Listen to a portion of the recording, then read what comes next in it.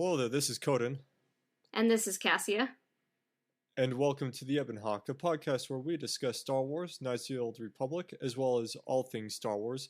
Today we'll be discussing what the cancelled third installment of the Knights of the Old Republic series would have been like, and then the new High Republic character art, and then the newly announced writer for the Kenobi show. This is episode 20, and this is where the Hello There begins.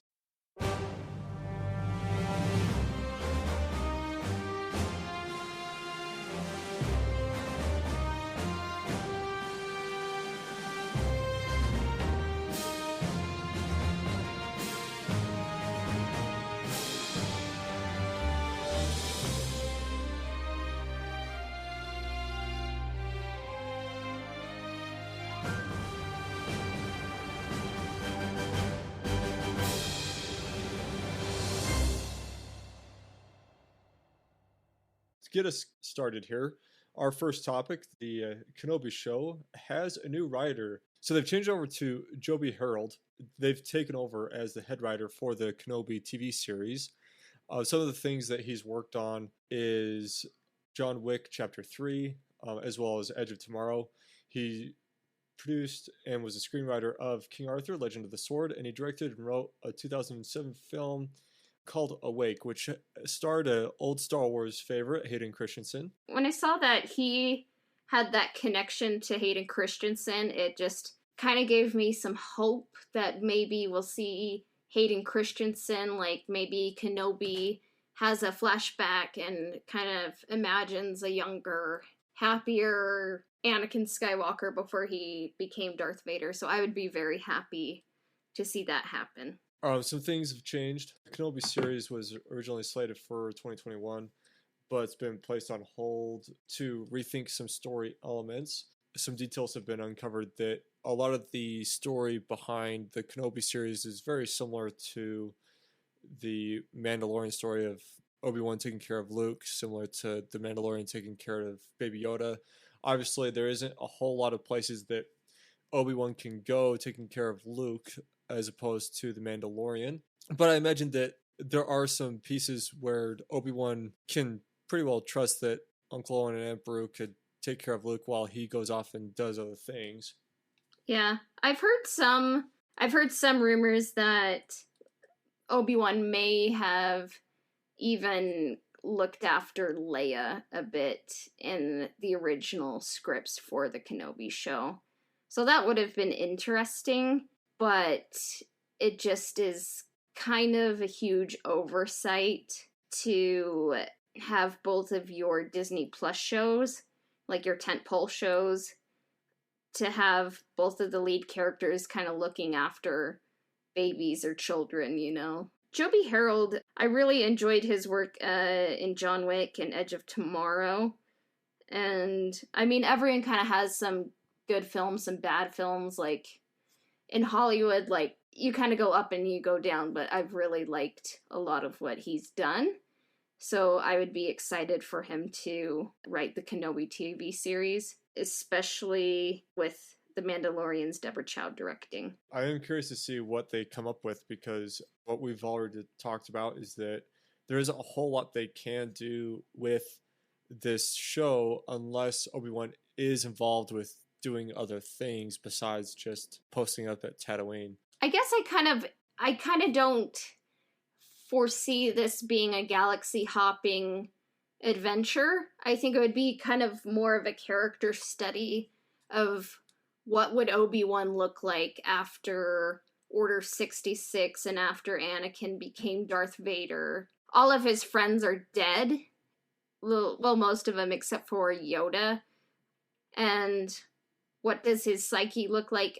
I think it would be great if it was a character study and maybe it could be like kind of a small scale story, like a little bit of a Western where he kind of just takes on a few Tusken Raiders, kind of helps some people, and just kind of he adjusts from being General Kenobi in the Clone Wars to becoming Ben Kenobi.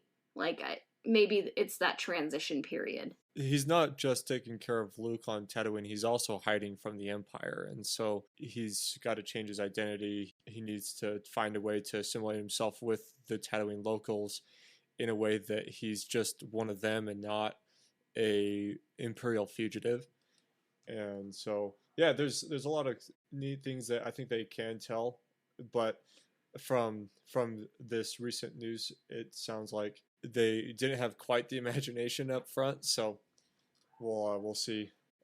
Maybe some other news will come out with more details going on with there. So it sounds like the new release date projected is January 2022. It is wasteful to have to change directions this far down the line.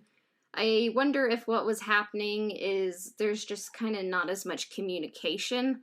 Like everyone's kind of focusing on their project and not really communicating with the other projects, which sometimes I think when you have communication and you're helping each other, you kind of have a chemistry there and you're kind of able to come up with some good things and can give some suggestions, and you kind of realize like, hey, our two projects are kind of similar. Let's kind of tweak this in the earlier stages so we're not like gonna have to change one of them drastically, you know?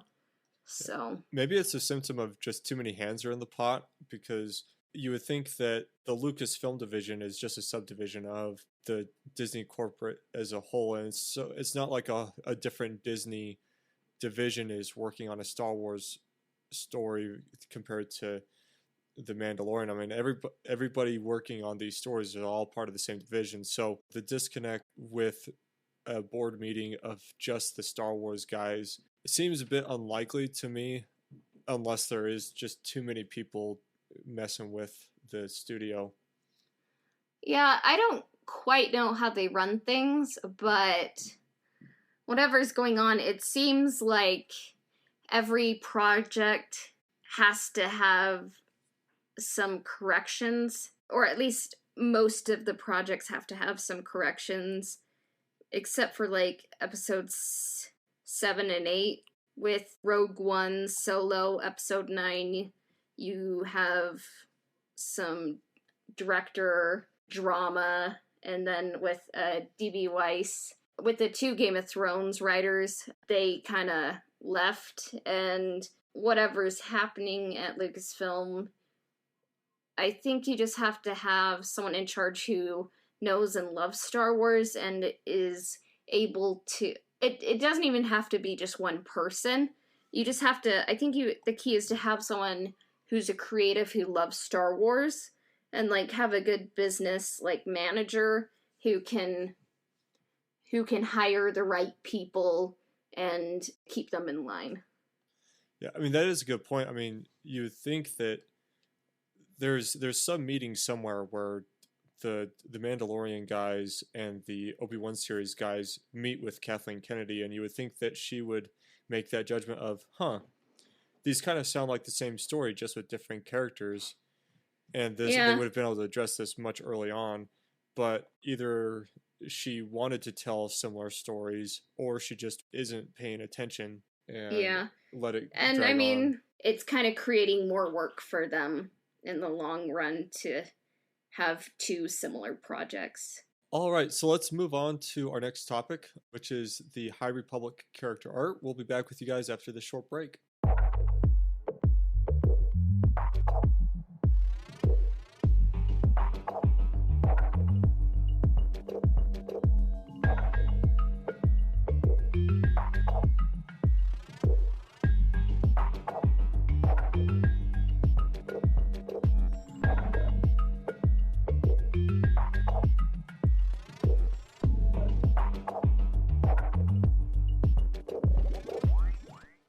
On StarWars.com, there is an article, and it's called Inside Star Wars, The High Republic, Meet the Jedi Knights and Masters.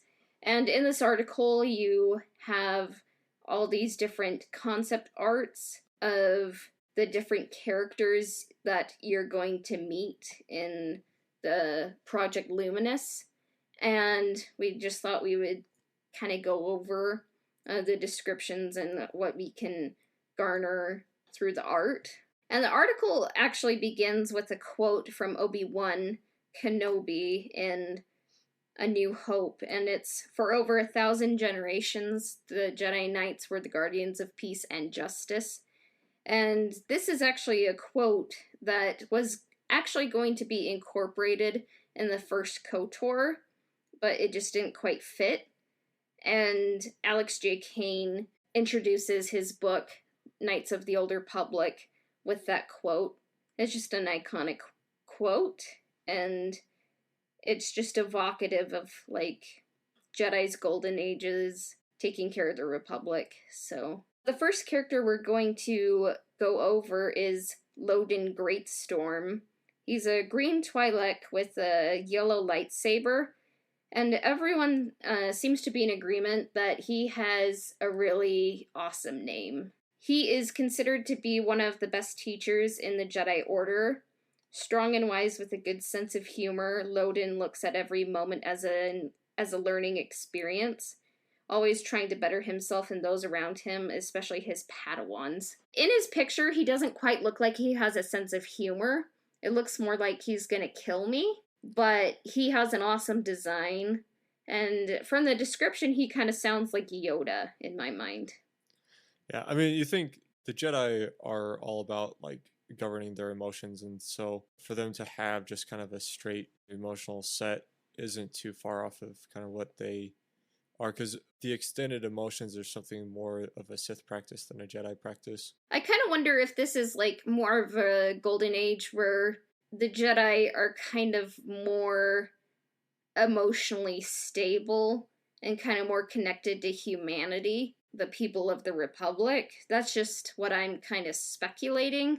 But, like, definitely in Knights of the Old Republic, where you kind of have the beginning of the no families and no attachment rules, you can kind of see it kind of being a bad thing for lots of the Jedi, especially Bastila. Little Kotor note too, his lightsaber is that of a sentinel. If they are allowing that lore to mesh up here, the sense of humor could make a little bit more sense. A sentinel is more involved with the planetary government, and so having to work around with other people besides Jedi, and I think that interaction can humanize a Jedi a bit more than, say, the Jedi Council, for example, that are only among each other and discussing, whatever. A little bit of, like, especially like during the prequel era, I think the Jedi Council kind of became a little bit of an echo chamber, and I think that was one of the downfalls they had. Mm-hmm. So it'll be I'm really excited to see Loden Greatstorm. Like, if only because he has an excellent name and an excellent design. Keeve Trennis is next. She is a human female with a green double-bladed lightsaber. And she's described as a young firebrand Jedi, believed to have a great future ahead of her, if only she would believe in herself. Quick-witted and more impulsive than she should be, Keeve has only been a Jedi for a few weeks. She is determined to prove herself to the legendary Jedi stationed on Starlight Beacon, but first she must learn to trust in herself as much as she trusts the Force. And that sounds like Anakin. A little bit. I think Anakin's very arrogant and cocky. It has that little quote in here where where did it say? That she isn't quite sure of herself, but she is quick-witted and impulsive, which is almost like an opposite when you think about it, but maybe she's very reactive, but not very confident in her own abilities. Yeah.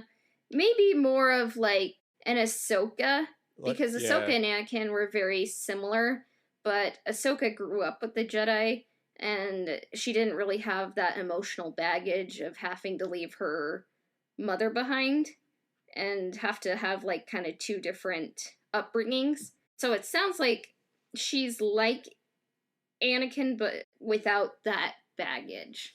Yeah, that's how I think of her. I like that Ahsoka reference, because early Ahsoka, like season 1, season 2 Ahsoka, is very not confident Jedi, but did have some skill behind her, but not confident in that skill. So maybe that is a pretty good lineup there. And then the next Jedi we have is Stellan Gios. He's a human male with a blue lightsaber. He kind of has that crossguard sort of like Kylo Ren, but not quite. So it makes it kind of look like an Excalibur, which is a detail I like. And he's described as an optimistic and well-respected Jedi Master. Stellan came up through the Order with Avar Kriss, and although they are often on different assignments for the Jedi or the Republic, when the two work together, they are a powerhouse team of two noble heroes in action. Strong in the Force and a natural teacher, Stellan is currently stationed at one of the Jedi Temple outposts on the distant planet of Karagon Viner. So it sounds like there is a starlight beacon. If you see a picture of it, it's a space station, and it kind of has like one of the towers on it. It looks like the Jedi Temple on Coruscant, the towers on that. So I think it's kind of like a space station where a lot of the Jedi are housed as the Republic kind of opens up a lot of hyperspace lanes. So it's kind of like their outpost in the AKA Wild West. The galaxy is becoming more open to hyperspace travel. So it sounds like he's kind of on a different planet, and Avar and a lot of the Jedi are stationed on the Starlight Beacon. But when I heard that description, it reminded me, Stellan and Avar, they sound like they kind of have the Obi-Wan Kenobi and Siri Tachi dynamic from Legends. Siri and Obi-Wan, they grew up together, kind of opposites, but when they worked together, they were a great team, so it reminded me of that. When I heard this, I was like, oh, I wonder if it's going to be kind of like the Obi-Wan Kenobi and Siri Tachi dynamic.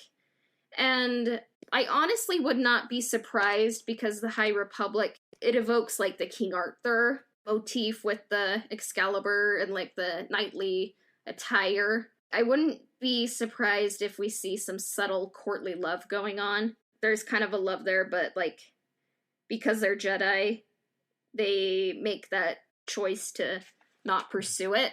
So that's what I kind of see that as. But what are your thoughts on Stellan? When Obi-Wan and Siri were young, they were more of like a role of the competitive brother-sister relationship, but they were around each other like with the competition of like a brother or sister. But they weren't, Yeah. I mean, they weren't family. So Yeah. it wasn't like a weird relationship. They weren't romantic in the Jedi Apprentice series. They, like, not at all. Even the Siri and Obi-Wan arc isn't much different than the Obi-Wan Anakin relationship, because they kind of see each other as brothers, and there's still that competition where Obi-Wan not so much towards Anakin, but Anakin towards Obi-Wan of trying to like outdo his master all the time. So I think that can work, but it's not anything that we haven't seen before, I think, is where I'm going with that. Now that Siri Tachi isn't really part of the official canon, I wouldn't mind seeing like some elements of her and maybe like that dynamic somewhere else in their canon. So, speaking of Stellan Gios, his Padawan is Vernestra, aka Vern Rowe, and she is a Mira Allen female with a blue lightsaber. And when I see her picture, I'm just like, she's youthful, you know? She looks young.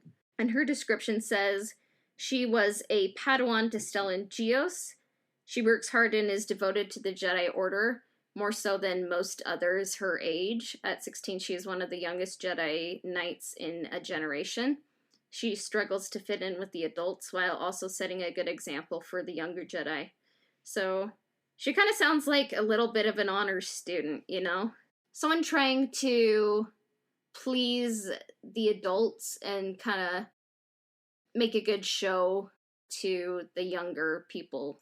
Yeah, I mean, that is pretty young Jedi Knight. The cutoff, looking at Legends lore here, the cutoff of the Temple Padawan to a apprentice of a master is about 13. So going off of the Legends lore, that's 3 years of being an apprentice before being promoted to a Jedi Knight, which is pretty impressive. And I mean, maybe she ages differently than humans, but maybe it's like during their golden age, maybe their training is different and some people just get it sooner.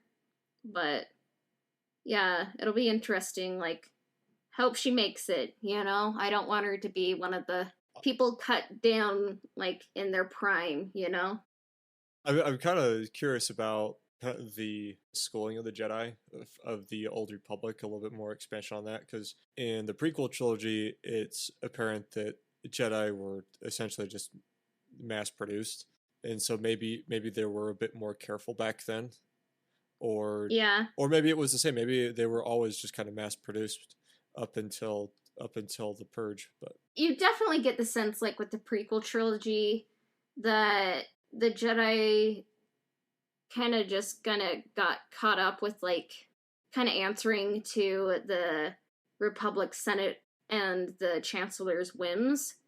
And it was kind of less about like doing the will of the Force and kind of just sticking to the letter of the law and what was good for the Republic government, not necessarily the Republic.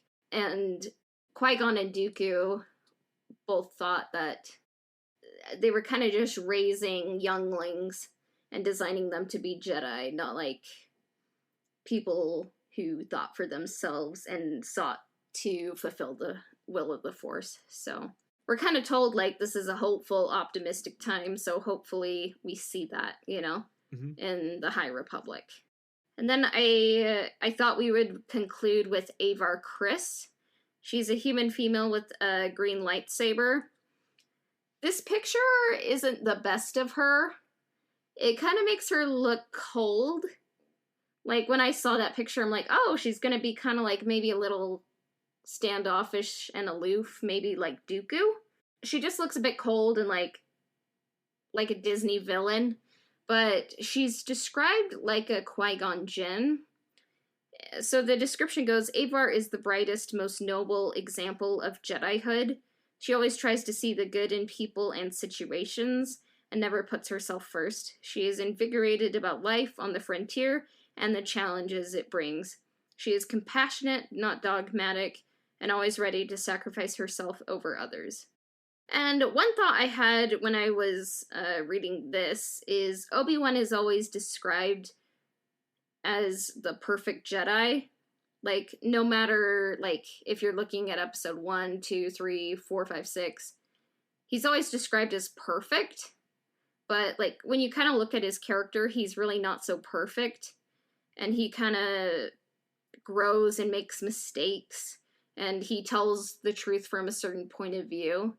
Obi-Wan as a character is consistent, but not static. So I kind of wonder if, like, we're gonna get that with Avar Kriss, and that's kind of what I think. The description of Obi-Wan being the perfect Jedi makes sense if that came from the Jedi Council, because in the Council's perspective, Obi-Wan was the example of what they thought a Jedi should be, like obedient, very like put their emotions outside of the situation. The selfless nature of Jedi is shown very well with Obi-Wan.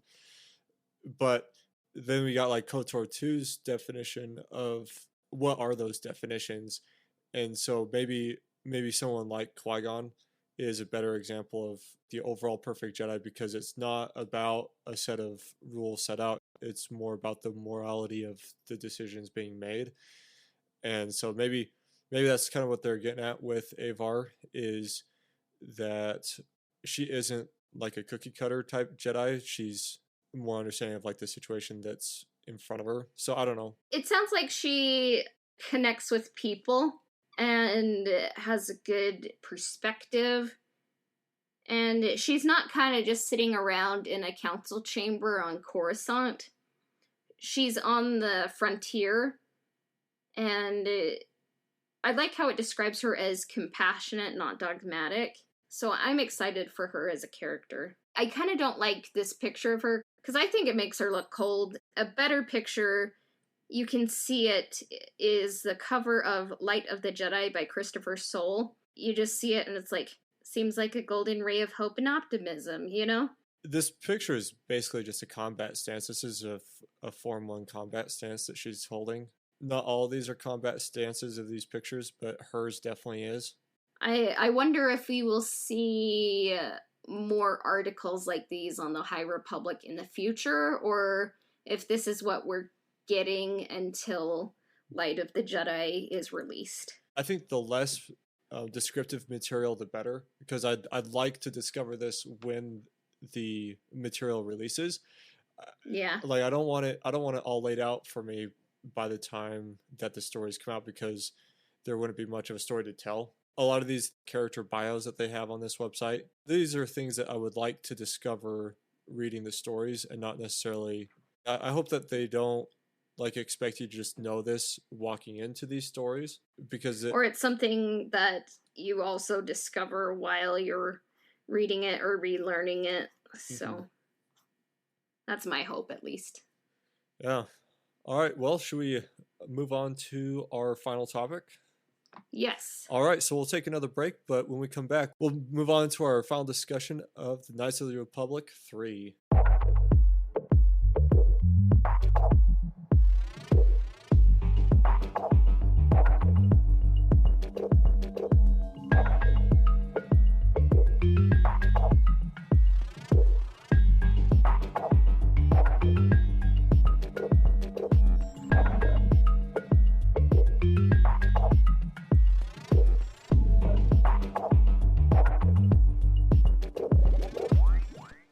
There was a article brought up by PC Gamer from Chris Avallone. He came forward to the old plans of a proposed KOTOR 3. And if you want to take a look at this article again, it's just from PC Gamer, and the article title is Chris Avallone reveals planned KOTOR 3 premise, and it involved battling ancient Sith Lords. So it seems like a very familiar style of game that we've seen in the past for Star Wars. I guess learning about the different Siths and battling kind of lesser Siths, and then confronting the greater Siths later down the road. And one of the first things that came to my mind with this is the similarities that this game had, or this proposed game had, with the game that released around the same time, The Force Unleashed. The Force Unleashed series was probably the last series that LucasArts was able to complete before they were shut down because Disney bought LucasArts and Star Wars, all that. Then they were shut down. It's just kind of interesting to see. Knights of the Old Republic 1, you go to different planets to find different Sith Lords, or you go to different planets to find different star maps. And then in Knights of the Old Republic 2, you go to different planets to find different Jedi Masters. And then in what was seen as a trilogy, Chris Avallone and Obsidian Entertainment were going to have you travel to different swaths of the galaxy to track down different Sith Lords. And super scary Sith Lords, like the worst of the worst. It would be interesting to kind of learn about the origins of those Sith, then slay them. I like the idea of having a completed KOTOR trilogy, and I'm kind of sad that it never happened, and what we got instead was like an MMO 300 years later. I would have rather had a completed trilogy and then have an MMO kind of connected to some of the characters within KOTOR, but have it kind of be its own thing. Yeah, I mean, the MMO does feel a little disconnected from the first two games. Like, when you jump in, you're just kind of greeted with, like, this has been the life of whatever faction that you chose, and this is what's going on now, this is what's going on forward. And so, yeah, to have something kind of bridge that gap, I think would have been really good. I think just as a board perspective, when they're probably given the idea of KOTOR 3 and they were working on The Force Unleashed, they probably had the discussion that we wish that they had with the Obi-Wan and Mandalorian, that these games seem very similar. Why would a gamer buy both of these if you're essentially doing the same thing, just a different perspective?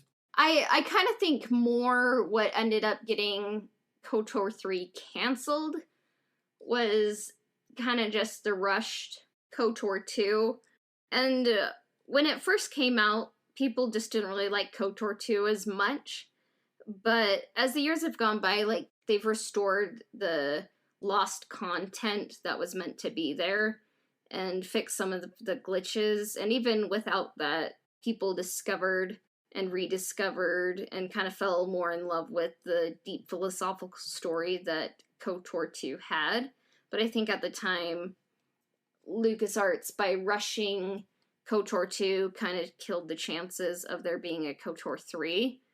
And then sometimes just when game companies are trying to, when they kind of run into problems with one project, even if they like it and they're trying to launch a new project, sometimes just the new project takes precedent. Just how they designed KOTOR 1 and KOTOR 2, when I looked over just the synopsis of KOTOR 2, it kind of seemed hard to think that that would bridge between a KOTOR 1 and a KOTOR 3.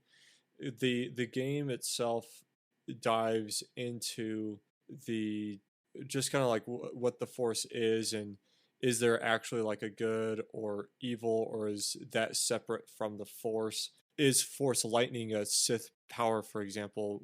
It's maybe the reasons why you use the Force lightning, but the Force lightning itself isn't like an evil power.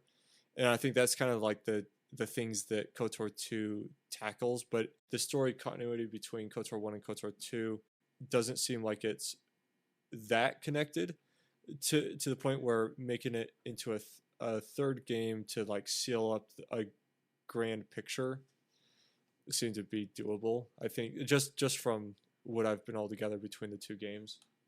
How I kind of see it is KOTOR 1 is kind of like your episode 4. It's kind of like your standard space adventure hero's journey. And then with episode 5, you kind of have a story where it's kind of like a deeper, darker, more complex story, kind of exploring what the Force is. I would say that KOTOR 1 and KOTOR 2 are kind of like an exaggerated version of those stories. And I guess you could even say like episodes 7 and 8, they're kind of similar to Knights of the Old Republic 1 and 2. Season 7 is your kind of derivative hero's journey, kind of introducing some new characters. And 8 was kind of a deconstruction, kind of examining and exploring what Star Wars was. I mean, you can have your own opinions on whether those stories, that's kind of how I saw it. Like, KOTOR 1 is that light space journey, and then KOTOR 2 is kind of that deeper, darker examination of what Star Wars and like what the Force is. But an interesting thing is Chris Avellone, what hadn't really been exposed to Star Wars before writing Knights of the Old Republic 2, so he kind of read everything, and he even watched the holiday special just to understand what Star Wars was, and he was just trying to come up with something that, like a story for Knights of the Old Republic 2 that would kind of comment, like, on everything that Star Wars was. And I think that's why the character of Kreia is so rich, and it examines, like, the heart of what Star Wars is, which is the Force. And I don't think it's a clear-cut answer, because the Force is more complex than Sith, Jedi, light, dark, you know, even like the universe. So I really enjoyed KOTOR 2. I think what makes a trilogy work really well, though, is the second piece of the trilogy really needs to build up what you're going to be doing in the third piece. And just with how they conclude KOTOR 2, the conclusion is fine for KOTOR 2, except for the possibility of making a KOTOR 3. When you have a third installment of a trilogy, you want to spend a lot of that installment on the final build up and the climax and the resolution. You don't want to spend a lot of time on the third installment like building more story. It's kind of why the sequel trilogy movie was as rocky as it was, is because it spent so much of its time rebuilding story to justify itself, where that all should have been done in the middle movie. But I would argue that Knights of the Old Republic 2 would have built was building up KOTOR 3, because all throughout KOTOR 2, you learn that Revan is missing, has gone missing, and that's why T3 came to the Jedi exile in the first place, is to track them down so they can find Revan confronting the true Sith that were coming to threaten the galaxy. So what their proposed third game pitch was, it was to have the player follow the trail of Darth Revan across the galaxy and battle those Sith Lords. And they would be very scary Darths, and you would be uncovering their origins and kind of learning more about them and the Force. They would have, like, Titan-like abilities and powers, I would say, and different psychologies, personalities, and history, and I just think it would be fun to have been able to play that. I guess just to conclude this article up, like it was neat to see that there was plan for KOTOR 3, and it's too bad that it wasn't able to be a thing, and instead we got kind of SWTOR and the Revan novel. The Revan novel did, tried to wrap things up, but we do have our opinions on the Revan novel. And SWTOR, I think, is just a good, like, themed KOTOR experience, but it's just kind of its own thing. And yeah, I mean, I would have rather had a trilogy, like a complete KOTOR trilogy, and then maybe, like, SWTOR could have happened 300 years later, and it could have incorporated, like, descendants from KOTOR and kind of been its own thing. But I'd prefer, like, the conclusion of KOTOR to happen in KOTOR's timeline, not SWTOR's timeline. Mm-hmm. All right, well, this has been Coden. And this has been Cassia. And you can find us at twitch.tv/Codenbun, streaming Thursday evenings, either 6 or 7 p.m. Just watch out for that tweet. If you want to email us your comments and questions, you can do so at ebonhawkpodcast@gmail.com. And then our Instagram is ebonhawkpodcast. Our podcast can be found on Spotify, iTunes, and SoundCloud at The Ebon Hawk. We're always grateful for subscriptions, shares, and reviews. And our intro and outro themes were composed by Alistair Shorman. He can be found at alistairsounds.wixsite.com/Alistair Sounds. Our transition music was composed by Christian Walker, and he can be found at christianwalkermusic.com. This has been episode 20 of The Ebon Hawk. May the Force be with you. We'll be back soon. Bye for now.